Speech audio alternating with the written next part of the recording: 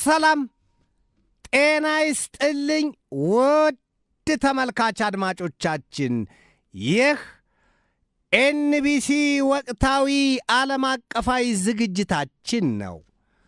በዛሬው ዝግጅታችን በዩክሬን ጦርነት 5ኛ ዓመታቸውን ለያዙት የሩሲያው ፕሬዚደንት ቭላዲሚሮቪች ፑቲን የአሜሪካው ፕሬዚደንት ዶናልድ ትራምፕ የቻሉትን ሁሉ ድጋፍ አድርገዋል መባሉን፣ እስራኤል ከአውሮፓ ህብረት የአዲስ ማዕቀብ ስጋት እንደገጠማትና አሜሪካም በኢራን በገባችበት ጦርነት አጣብቂኝ ውስጥ መግባቷን ወዲያም በመካከለኛው ምስራቅ ቀጠና የተኩስ አቁምና የተደበላለቀ ጦርነት ስሌት ዙሪያ ያለውን ወቅታዊ ይዘት ዘልቀንና ጠልቀን እንመለከታለን።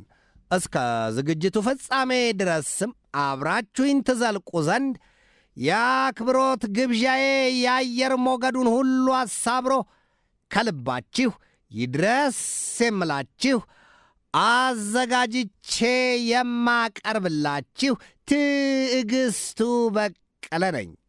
ሥራ ለሰሪው እሾህ ላጣሪው ይሉትን ያስታውሷል።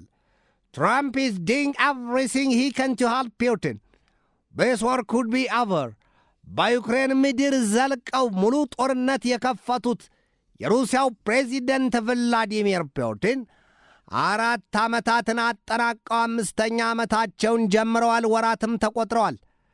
ታዲያ በዚያ ጦርነት ፑቲን አሸንፈው ያቀዱትን ሁሉ ለማድረግ ይችሉ ዘንድ የአሜሪካው ፕሬዚደንት ዶናልድ ትራምፕ በማይመስልባቸው መንገድ ደግፏቸዋል ነው የሚባለው።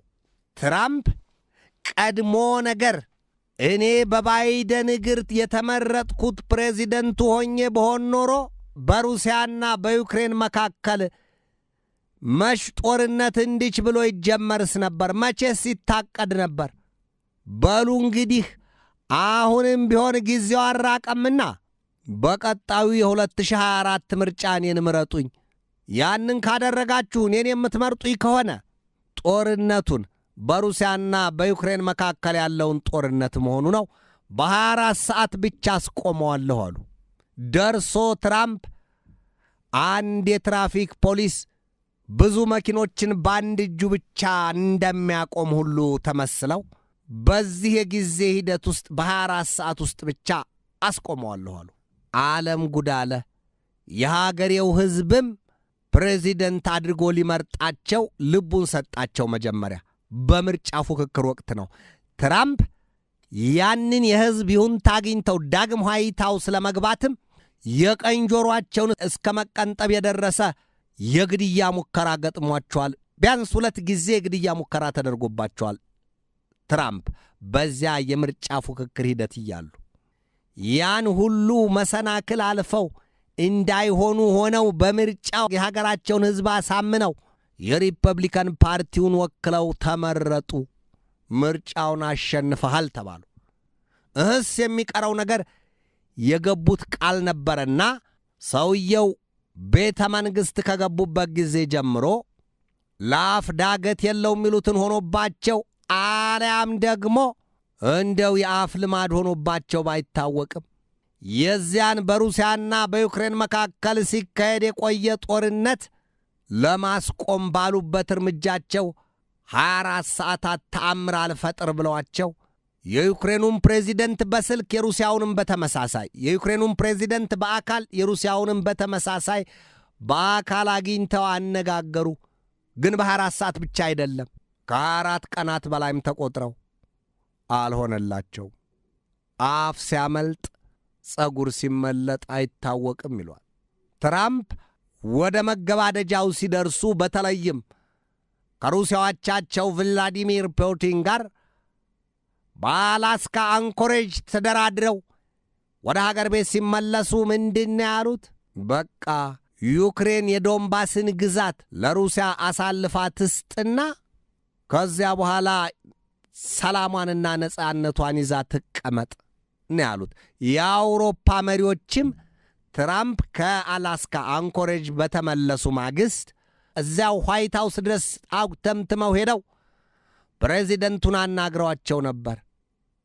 እስከዚያ ጊዜ ድረስ በትራምፕና በአውሮፓ መሪዎች መካከል የቀረጡ በትር ቁስሉ ቢኖርም በዩክሬን ጉዳይ ግን የአሜሪካ አቋም የሚለወጥ መስሎ አልተሰማቸውም፣ አልታያቸውም ነበር ይሏቸዋል። ትራምፕ ልባቸው ከሩሲያው ፕሬዚደንት ቭላዲሚር ፑቲን ጋር ሸፍቷል፣ ለእርሳቸው አድልቷል። ይሄም እንዳይመስል ደግሞ ትራምፕ ፑቲንን በማዕቀብ ወግረዋቸዋል። የነዳጅ ዘይት ሀብታቸውን እንዳይሸጡ በማዕቀብ ሰነካክለዋቸዋል።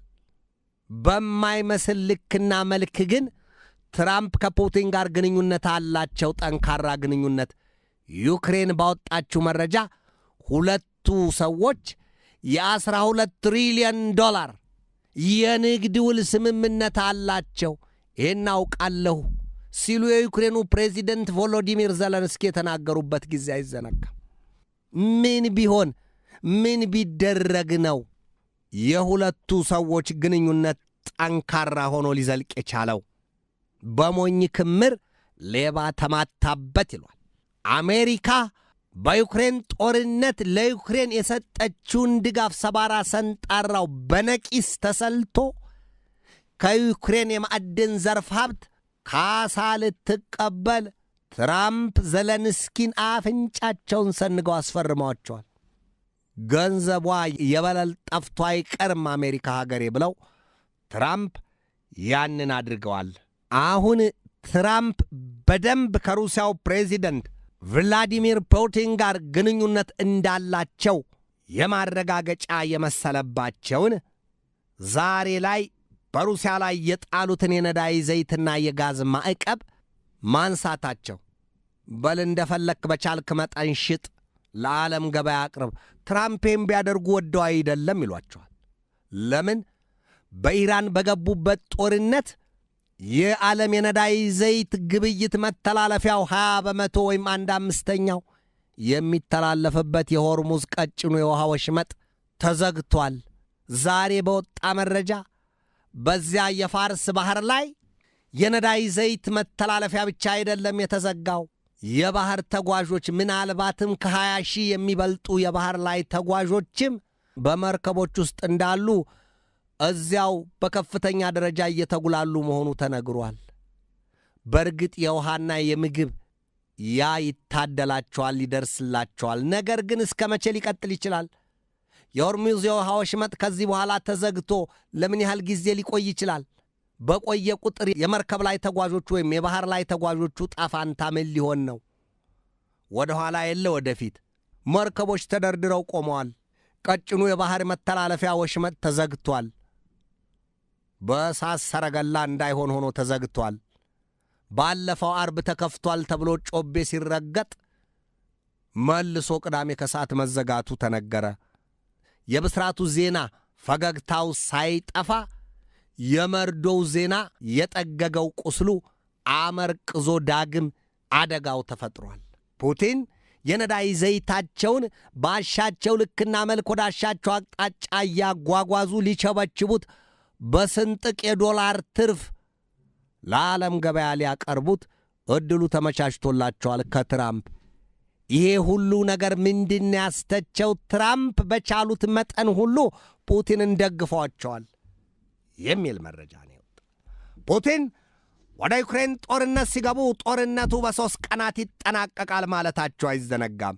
የናቁት መንገድ ያደክማል ይሏል አበው። ትራምፕ ለቀጣዮቹ 30 ቀናት በሩሲያ ላይ የተጣለ የነዳጅ ዘይት ማዕቀብ መነሳቱንም አስታውቀዋል። ትራምፕ በሩሲያና ዩክሬን ጦርነት መራዘም ዛሬ ላይ የእርቅና የድርድር ነገር ሲናገሩ አይሰማም ይሏቸዋል። ምን ብለው ይናገራሉ? ለነገሩማ እኮ ትራምፕ የሰላም ፕሬዚደንት ነኝ ብለዋል። ፒስ ፕሬዚደንት ዘልቀው በዚያ በፍልስጤማኑ ምድር በጋዛ ሰርጥም ቦርድ ኦፍ ፒስ ሲሉ ያቋቋሙት የሰላም ቦርድ ነበር። ዛሬ የት ደርሷል ባይባልም ጠያቂም ተጠያቂ ባይኖርም እውን ግን ያ ፕሬዚደንት ዶናልድ ትራምፕ በፍልስጤም ቦርድ ኦፍ ፒስ ሲሉ ያቋቋሙት የሀገራት ጥርቅም ምን እየሰራ ይሆን? የፍልስጤማውያኑስ ዕጣ ፈንታ ምን ሆኖ ይሆን? ድንገት በቬኔዙዌላ የተከሰተው ወዲያም ደግሞ ተከትሎ በኢራን የተከሰተው ነገር ጥላ እንዳጠላበት አለያም ጨለማ እንደጋረደው መረጃው ብዙም አይደለም። የተወራለት የሰላም ቦርድ ምን እየሰራ ይሆን? ዛሬም የትራምፕን ምላሽ የሚጠብቅ ጥያቄ ነው። እርሳቸው አመ ፒስ ፕሬዚደንት ብለዋል። የሰላም ፕሬዚደንት ነኝ። በርግጥም አሁን ፕሬዚደንቱን ትራምፕን የሚያሳስባቸው ነገር በኢራን የገቡበትና መውጫው መንገዱ የተቸገራቸው ግዙፉ ጦርነት ሆኗል። አልማጃላ ይላል በዛሬ መረጃው Trump has lost the Iran war, but how badly? The United States of America has a history of mistaking defeats in war for victories.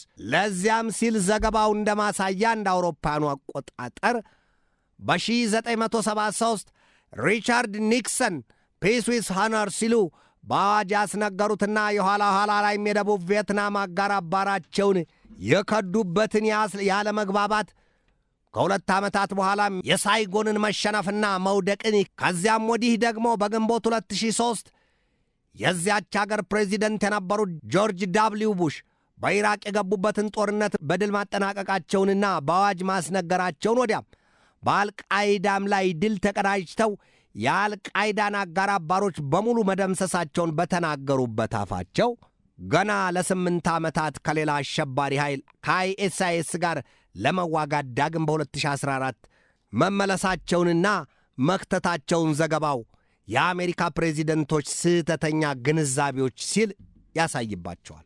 ሪቻርድ ኒክሰንና ጆርጅ ዳብሊው ቡሽ በቪየትናምና በኢራቅ የገቡበትን ጊዜ እያስታወሰ የቋጠሩት ወይም የቀመሩት ስሌት ስህተት ላይ እንደጣላቸው ነው ያሳየው ዘገባው።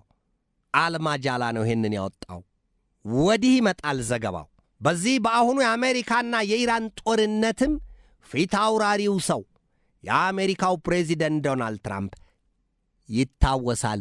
በዚያ በአውሮፓውያኑ የካቲት 28 2026 ቅዳሜ ረፋድ ላይ ትዕዛዝ መስጠታቸውን በኢራን ላይ ጥቃት ይከፈት ዘንድ ትዕዛዝ መስጠታቸውን የተናገሩበት ጊዜው አይዘነጋም። ትራምፕ ያን ጦርነት ከ40 ቀናት በኋላ ለ2 ሳምንታት የሚዘልቅ የተኩስ አቁም ስምምነት ተፈርሟል። በዚያ ሂደት ውስጥም ከዚያ በፊት ከ2 ሳምንታቱ የተኩስ አቁም ስምምነት አዋጅ በፊት በኢራን ጦርነት አሸናፊዎች እኛ ነን፣ አሸንፈናል፣ already you have won the Iran war ይህን ማለታቸው አይዘነጋም። we have won this war ደግመውና ደጋግመው የተናገሩት ቃል ነው። የማታፍ ከበረት ይሰፋ አልሏል። አለያም ሲሮጡ የታጠቁት ሲሮጡ ይፈታልን ትራምፕን ይላቸዋል ዘገባው። በኢራን በገቡበት ጦርነት ዓላማቸውንና ግባቸውን የቀያየሩ ናቸው ሲል ይጠቅሳቸዋል። ሰውየው አንድ ጊዜ በኢራን የመንግሥት ለውጥ እናደርጋለን፣ ሌላ ጊዜ ደግሞ የለም እኛ የኢራንን የኒውክሌር ፕሮግራምና የዩራኒየም ማብላላት ፕሮግራም ጨርሶ ለማምከን ነው የገባ ነው ያሉበትን ንግግራቸውን ይጠቅስባቸዋል።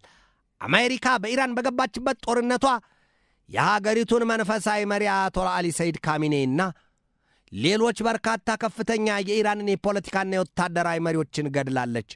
ነገር ግን በኢራን ሙሉ በሙሉ ጦርነቱን በአሸናፊነት አጠናቅቄ ወጥቻለሁ ብላ አዋጅ ያስነገረችበት አንድም ቅጽበት የለም።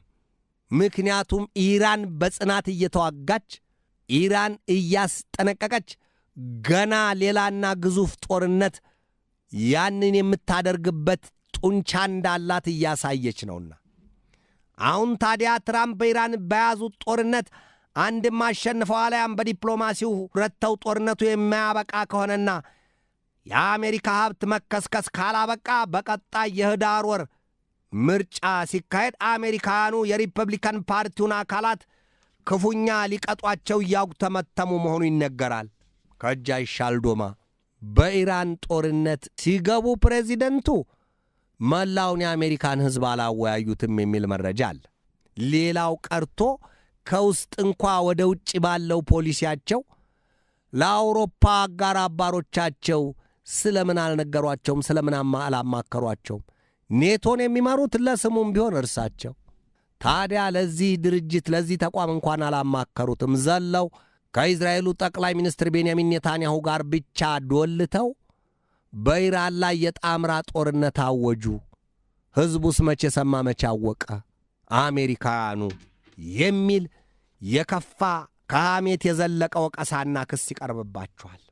አሁን አሜሪካ በዓለም አቀፍ አደባባይ እንደ ቪየትናምና በ2003 እንደተካሄደው የኢራቅ ጦርነት ወዲህም የዛሬም የትራምፕ የኢራን ጦርነት የአሜሪካን የኃይል ውስንነትና የወታደራዊ በላይነት ደካማ መሆኑን ቅልጥጥ አድርጎ አውጥቶባታል፣ አሳይቶባታል ነው የሚባለው። አሜሪካ በጦር ኃይሏ ክንድ ቀድሞ ሲነገር የሰማ ነው። በአንድና ተመሳሳይ ወቅት 4 ግዙፍ ጦርነቶችን በምድሪቱ ክፍል መዋጋት የሚችል ኃይልና አቅም እንዳላት ሲነገር ነበር። ዛሬ ላይ ግን በኢራን የገባችበትን ጦርነት እንኳ ሁሉንም ኃይሏን አሰልፋም ይህን ያህል ጊዜ ወስዶባታል። ይሄ ምን ያሳያል ሲባል ዘገባው የአልማጃላ ዘገባ ምንድን ያለው? የአሜሪካን የኃይል ውስንነትና የወታደራዊ በላይነት ደካማ መሆኑን ቅልጥጥ አድርጎ አውጥቶ አሳይቶባታል ነው ያለው። አብሶም አሁን በፓኪስታን ይካሄዳል ተብሎ በሚጠበቀው የድርድር ወይም የሁለተኛው የድርድር ሂደት ለውጥ የማይመጣ ከሆነ በአሜሪካ የችግሩ ነገር አስከፊ ይሆናል ሲሉ ከወዲሁ የሚተነብዩት በርክተዋል። በዚያ ሂደትም በትራምፕ ላይ ውስጣዊ ተቃውሞውና ግፊቱ ይበረታል የሚል እምነት አሳድሯል። የዓለም የምጣኔ ሀብት ክፉኛ ይንኮታኮታል ሲል ዘገባው በጥልቅ ሐተታዊ ያሳያል። ከተገዘገዘ ለመጠገንም ለማንሰራራትም አለያም ለመዳንም ችግር ይገጥመዋል። የባሕረ ሰላጤውን አገራት እንያቸው። ሳውዲ አረቢያ፣ ኳታር፣ ባህሬን፣ ኩዌት፣ የተባበሩት አረብ ኤምሬት፣ ሌላው ቀርቶ የቱሪዝም ሀብታቸው እንደ ቀድሞው ይሆን ወይ ሲባል የለም። አውሮፕላኖች በአየር ላይ የእሳት ኳስ እየፈሩና እየሰጉ በምን ልክና በምን መልኩ ወደ እነዚህ ሀገራት በረራ ያደርጋሉ? ከየትኞቹስ ሀገራት? ኢራን ክፉኛ ደብድባቸዋለች እነዚያን የባሕረ ሰላጤውን ቀጠና ሀገራት። ኢራን ሳትወድ በግድ ነው ያንን እርምጃ የወሰደችው ይላሉ የኢራን ባለሥልጣናት። የአሜሪካን የጦር ማዘዣ ሰፈሮች አስደፍጠዋል ወይም በዚያ አስከትተዋል በሚል ኢራን አሜሪካን በቀጥታ ለመበቀል አትችልም። ነገር ግን ሳውዲ አረቢያ ላይ፣ ኳታር ላይ፣ የተባበሩት አረብ ኤምሬት፣ ኩዌትና ባህሬን ወዲህም በመካከለኛው ምስራቅ ቀጠና ባሉ ሀገራት የአሜሪካን የጦር ሰፈሮች በቀጥታ በማጥቃት ነው። እነዚያን የጦር ሰፈሮች ለማጥቃት ስትል ኢራን የተኮሰቻቸው ሚሳይሎችና የሰው አልባ የጦር አውሮፕላኖች የእነዚያን የባሕረ ሰላጤውን ቀጠና ሀገራት በከፍተኛ ደረጃ ጎድተዋቸዋል። የኃይል መሠረተ ልማቶቻቸውን አንኮታኩተውባቸዋል። የነበረ ክብራቸውን ሁሉ ዝቅ አድርጎባቸዋል። በቱሪዝም ሀብት ብቻ ተንበሻብሻው መኖር ይችሉ የነበሩት እንደነ ሳውዲ አረቢያና የተባበሩት አረብ ኤምሬት ወዲያም ኳታርን መሰሎቹ ሀገራት ሳውዲ አረቢያ ምን አጣች? ቱሪስቶችን ከመላው ዓለም እያስተናገደች ቅዱሳን ስፍራዎቿን እያስጎበኘች ወዲህ በተፈጥሮ ዝፍቅ አድርጎ የሰጣትን የነዳጅ ዘይት ሀብት ለዓለም ገበያ እያቀረበች የተቸገሩትን በመርዳትና ለዓለም የሰላም ተምሳሌት ሆኖ በመቀጠል ፋንታ ዛሬ ከኢራን በትር ተሰነዘረባት የሚል መረጃ ሲወጣ ለሰሚው ግራ ነው። ለሳውዲ አረቢያም ቢሆን ለራሷ ጠላት በሌለበት ጥቃት ይሄን የሆነባት። እነ ኳታርም ቢሆኑ ከውጪ የጠላት ኃይል ስጋት የሌለባቸው ሀገራት ናቸው። የባሕረ ሰላጤውና የአረቡ ዓለም ሀገራት ሀብታቸውን ሸጠው እና ለውጠው በተመሳሳይ የነዳጅ ሀብታቸውን ሰጥተው ሸጠውና ለውጠው ከቱሪዝምን በሚያገኙት ገቢ የምግብ እህል የሚያስገቡ ሌሎች ቁሳቁሶችን የሚያስገቡ ናቸው። በሰላም ሰላማዊ እንቅስቃሴ የረበበባቸው ሀገራት ናቸው። እነዚያ የዱባይን ውብ ከተሞች የተባበሩት አረብ ኤምሬትን ጓዳ ጎድጓዳዎች ለማየት የሚጋብዙ ማስታወቂያዎችን ብዛም አይነገሩም። ዛሬ እየየም ሲዳላ ነው ይሏል አባው። እንኳንስ ሊያጸድቀኝ በቅጡም በኮነነኝ። ይህ ሁሉ የጦርነት መዘዝ ነው። ዛሬ ዓለም ወደ ሕግ አልባነት ገብታለች ይላታል አንድ የወጣ መረጃውን ያወጣው አምነስቲ ኢንተርናሽናል የሚባለው የዓለም አቀፉ የሰብአዊ መብት ተሟጋች ተቋም ነው። አምነስቲ ኢንተርናሽናል warns world on brink of a dangerous new era ግልጽ ነው። ይሄ ባይሆን ኖሮ ነበረ የሚደንቀው። ይሄንንም ድምጽ ማሰማቱ አምነስቲ ትልቅ ትዝብት ነው። ነገር ግን አለመሸም ወይ? በጣም አልዘገየም ወይ? ዛሬ ነበረው ይሄ ድምጽ መሰማት የነበረበት። ዓለም ወደ አደገኛ አዝማሚያ ሄዳለች። ምን ሄዳለች ነው? ከእሳት ባህሯና ገብታ የለም ወይ? ሰላሟ የታለ? ተበጥብጦ ሰላሟ ከሚባለው ከሚነገረው በላይ ደፍርሷል። ለማጥራት ኮምጥጧል። ከዚያ ሁሉ በላይ አሁን በዚህ በከፋ ጣርና በከፋ ውድቅት ሰዓት ነው ወይ ይህንን መረጃ የሚያወጣው? በርግጥ ስለ ሰላም የሚጮህ ካለ ጊዜው አይረፍድም አይመሽም። በተደረሰበት ሰዓት በሕይወት ላሉት ላልጠፉት ሰላም እንዲወርድ ማድረግ ይቻላል። አምነስቲ ኢንተርናሽናል ምሳሌ ይጠቅሳል። እስራኤል በፍልስጤማውያኑ ላይ የያዘችው አስከፊ ጦርነት ቀደም ሲል እንዳልኩት በቦርድ ኦፍ ፒስ የተባለለትና በቃ ከዚህ በኋላ ዘላቂ ሰላም ይመጣል የተባለለት የፍልስጤማውያኑ ጉዳይ፣ ነገር ግን ስለ መዳፈኑም ስለ መጥፋቱም ስለ መንደዱም የማይታይበት የማይሰማበት ጉዳይ፣ እንዲሁም የተባበሩት አረብ ኤምሬት በሱዳን የእርስ በርስ ጦርነት ላይ ያላት ጣልቃ ገብ ሚና ይላል። አምነስቲ ኢንተርናሽናል ነው ይህንን ያወጣው። እነዚህን ምሳሌዎች ሲጠቅስ የጣልቃ ገብ እጆችና ጣልቃ ገብ መንግስታትን እርምጃ ይኮንናል። ስለ ጦርነት ሳይሆን ስለ ሰላም ጣልቃ ገብቶ የሚያደራድር በቃ የሚል የዓለም ሰቆቃ ይብቃ፣ ዓለም ሰላም እንጂ ሌላ አያስፈልጋትም፣ የሕፃናት ዋይታና ለቅሶ፣ ረሃብ፣ ውሃ ጥም፣ ስደት፣ መፈናቀል፣ ቆስሎ አልጋ ላይ በከፋ ሁኔታ መቆየት፣ በሐሩርና በውርጭ በረዥም ጉዞ መጣመን፣ ረሃብና ውሃ ጥም፣ ይሄን ያብቃ ከምድር ላይ፣ ይሄ ይወገድ፣ ሁሉም ሰው ሰርቶ በሰላም ይኑር የሚል ድምፅ ነው የሚያስፈልገው። ዓለም ችግር ውስጥ መግባቷን ብቻ ጮሆ የሚናገር አይደለም። በምን መልኩ መፍትሄውን እናምጣው፣ መፍትሄው ምን ይሁን፣ ለመፍትሄው እነማን ይቀመጡ የሚለው ነገር ጦራቸውን ሰብቀው የተነሱት ኃይሎች ጦራቸውን አስቀምጠው ጠረጴዛ ከበው ወንበር ላይ ተቀምጠው የሰላምን አጀንዳ የሚከፍቱ ዓለም ባላት ገጿ በተገቢው አያያዝ ሰርተንና ምርትባት ዓለምን ራሷ ከጥፋትና ድናት በተፈጥሮ የሰው ልጅ ካመጣባት የአየር ንብረት ለውጡም ከዚያም እንታደጋት እያለ የሚመክርላት ሰው ትፈልጋለች። ሰው መማር ስልጣን መያዝ ብቻ ዋጋ የለውም። ተምሮ ዓለም ምን ላይ ነው ያለችው? ምድሪቱ ማን እያጠፋት ነው? ማን እያለማት ነው? በየቱ በኩል ነው የምትለማው? በየትኛውስ በኩል እየጠፋች ነው ብሎ የሚገነዘብላትን ትፈልጋለች። ሰው ነው ለዚህ ሁሉ።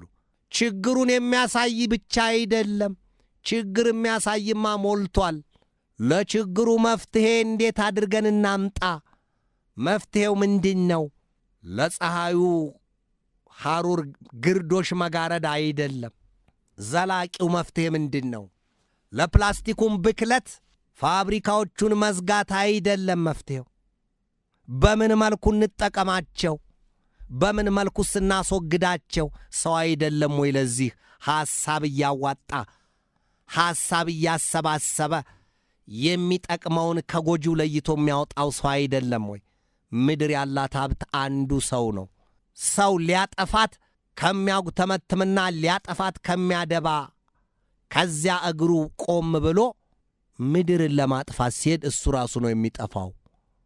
ግዑዟ ዓለም ምድር አለች፣ ትቀጥላለች። በመጀመሪያውም የዓለም ጦርነት የነበረችው ይህች ምድር ናት። በሁለተኛው ዓለም ጦርነትም ዓለምን እናጠፋለን እያሉ አዶልፍ ሂትለር ከነ ኢዲ አሚን ዳዳ ሳይቀር የክፋትን ወጥመድ ሲዘረጉላት የነበሩት ሁሉ ዛሬ ከከርሷ ስር ናቸው። ምድር ግዑዟ አካሏ አይጠፋም። ሕያዋን ፍጥረታቱም ቀጥለዋል፣ ወደፊትም ይቀጥላሉ። ዛሬም ያለው የሰው ልጅ ከክፋቱና ከጥፋቱ ተመልሶ የምድሪቱን ሕልውና የሚያስቀጥልበትን በጎ መንገድ ካልቃኘና በጎ መፍትሄ ካላሰበ በስተቀር ሊያጠፋ ከቻለ ሰው መሰሉን ብቻ ነው። ምድርን አጋይቶ አጥፍቶ ገለባብጦ ሌላ ምስል አይሰጣትም፣ ሌላ ምስል አይከስትም። ስለዚህ ጦርነት፣ የእርስ በርስ ግጭት፣ መጠላላት፣ መከፋፈል፣ መለያየት ይሄ ሁሉ ከሰው አእምሮ ሊወገድ ይገባል። የሰው ልጅ ይሄን ሁሉ የጦርነት ስልት የሚቀምረው በአእምሮ ነው። ይሄንን ቀምሮ ወደ አደባባይ ይሄንን መርዝ ሲያወጣው ሰፊውን ሕይወት ይቀጥፋል፣ ሰፊውን ሕይወት ያጠፋል። ስለዚህ የሚበጀን ነገር ለዓለም ወይም ለምድሪቱ ነዋሪዎች የመጀመሪያው ሰላም ነው። በሰላም ተንቀሳቅሶ ሰርቶ ወጥቶ መግባት። ለዚህ ታዲያ በምድሪቱ ላይ ወይም በዓለም ላይ ይህንን ሥራ እንዲያስፈጽሙ አደራና ኃላፊነት የተሰጣችሁ እናንት ፖለቲከኞች፣ እናንት ምሁራን፣ የሰው ልጅ አጠቃላይ ተማረ አልተማረ ሳይለይ መልካምነትን ይጠይቃል። ከጦር መሳሪያ ሽቅድምድም፣ ከጦር መሳሪያ መርዛማ አረር ሙከራና ምርት፣ ከስንፍና የጦር መሳሪያ እየሰሩ የሚሞክሩት ምጡቅ አእምሮ አላቸው የሚባሉት ናቸው። ነገር ግን በስንፍናም ተሽመድምደውና ታስረው የስንፍና ፖሊዮ አስሯቸው አግቶ አላንቀሳቅስ ያላቸው ከአመለካከታቸው ጀምሮ ቀስፎ የያዛቸውስ የእነሱስ መፍትሄ ምንድን ነው? ሥራ መሥራት ነው። ብሩህ አእምሮን ያለውን ጉልበት ሰንቆ በጊዜ ውስጥ መሥራት ብቻ ነው። ምክር አይደለም። የሚበጀው ሰውኛ አቋም መፍትሄው ይሄ ነው። የመፍትሄው አካል ሰው ነው። ሰው የመፍትሄው አካል ከሆነ ደግሞ ዓለም በአንድ ቋንቋ መግባባት አለባት። ሰላም።